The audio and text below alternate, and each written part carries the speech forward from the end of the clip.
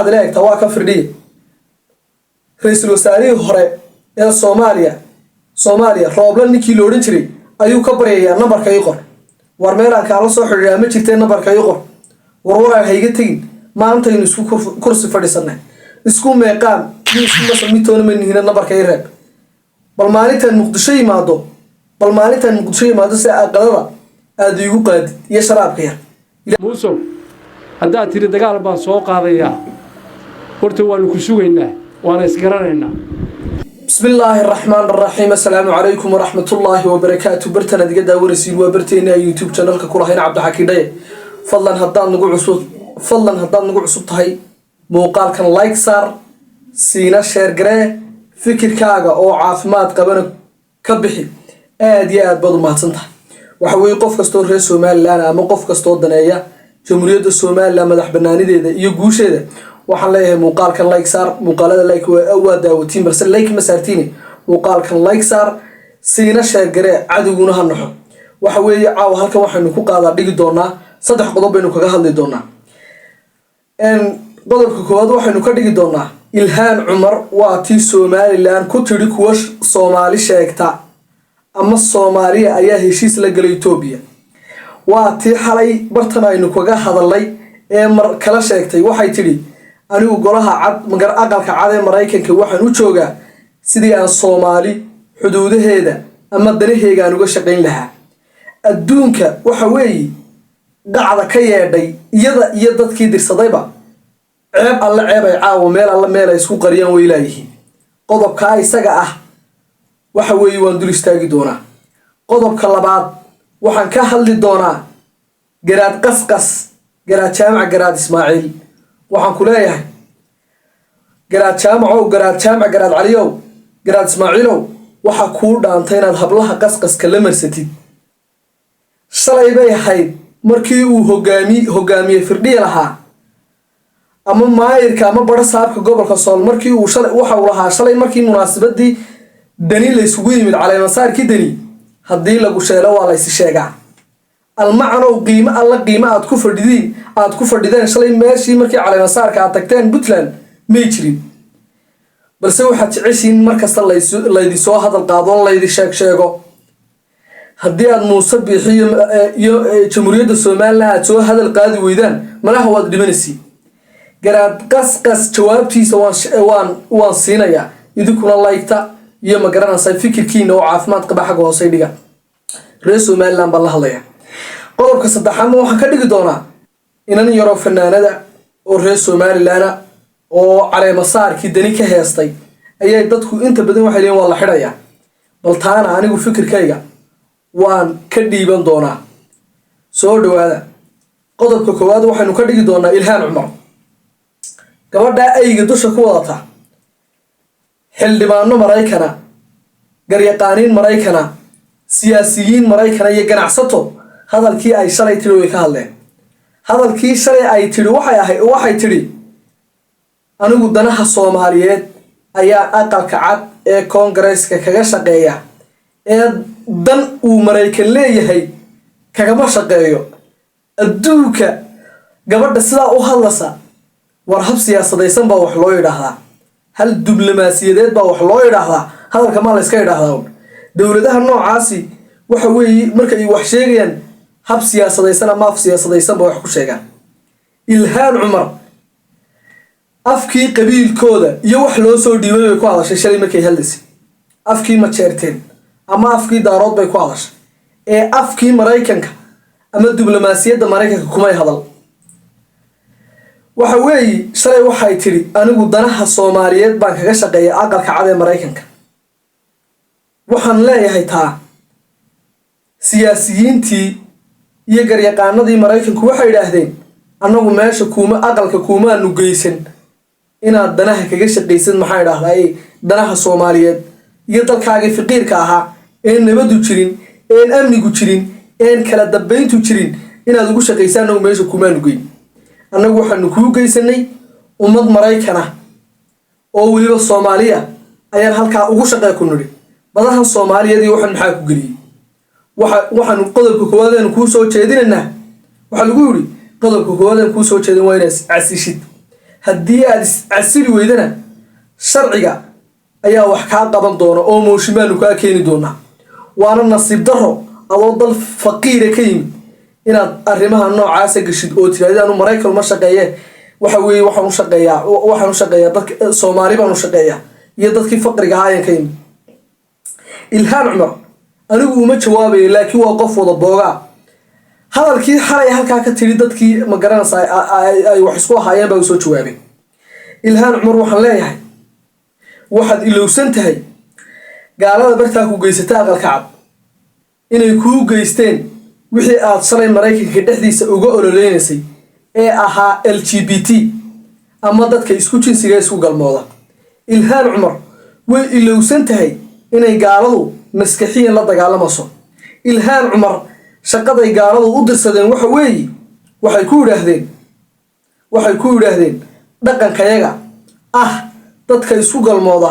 dadkaagi u gee oo ku dhex faafi balse lama oran dana ay Soomaali leedahay kaga shaqeeya aqalka Koongareeska ee aqalka cad kaga shaqeeya lama oran ku fogaan maayo Ilhaan Cumar mar labaad waxaan leeyahay Ilhaanay waxaad soo kululaashay shawladihii raashay asxaaq iyo Soomaaliland nasiibkaaga ka bixiya ayaa leedahay gaalkii Trump maalintii berigi dhaweey aad ka badbaaday balse laakiin dadka kugu kacay Maraykanka ka badbaadmaysid nasiibka baa leedahay Faarax Macallin iyo dad kale oo daarood sheegta ayaana shawlada ku siiyay dabinkaana lagu ku galiyay adiga iyo nasiibka waxa weeye dadkii dirsaday Ilhaan halkaas ay qac kaga yeedhay qodobka labaad ee ka hadlay waxa weeye waa garaad qasqas intayna waxba oran bal hadalkiisa way dhageysan doonaa faraqayntiina ma faraqayn sababtii ay garoow u tageen markii waxay ka ahaayeen caleemasaarkii dani markay tageen maxay ka ahaayeen taana waynu dul istaagi doonaa bal marka hore hadalkiisa uu Muuse Biixi iyo Soomaaliland uu ku diray in yar la daawo Jaafar yare Atoosh yare oo uu ka mid yahay saaxiibkaya Muuse hadda tiri dagaal baan soo qaadayaa horta waanu ku sugaynaa waana isgaranaynaa marka waxa leeyahay Muuse war Muuse waa tala xun tahay hadda tiri maanta soo qaadayado 700 dhuumood kugu garaad qasqasow waxa tiri Muuse 7 dhuumood ayaa kugu furan haddii dagaal kugu hadhay soo daa war Muuse maxaad kaga mashquulaysaa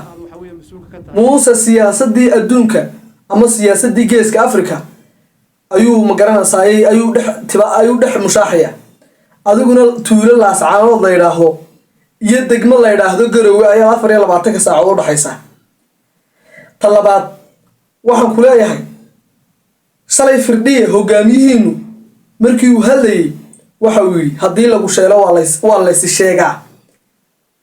caleemasaarkii madaxweynaha dani waa idin xiga madaxweyne maamul goboleedka ninka madaxweynaha ayaa idin xiga waxba kama idaan hayn garaadka guud garaalaawo jaamac mikrofoonka inta loo dhiibay ummadii meesha iskugu timid ee siyaasiga lahayd ee sheekha lahayd ee dhalinyarta lahayd ee aqoonyahanka lahayd laguma maamuusano hoo mikrofoonka hada laguma oran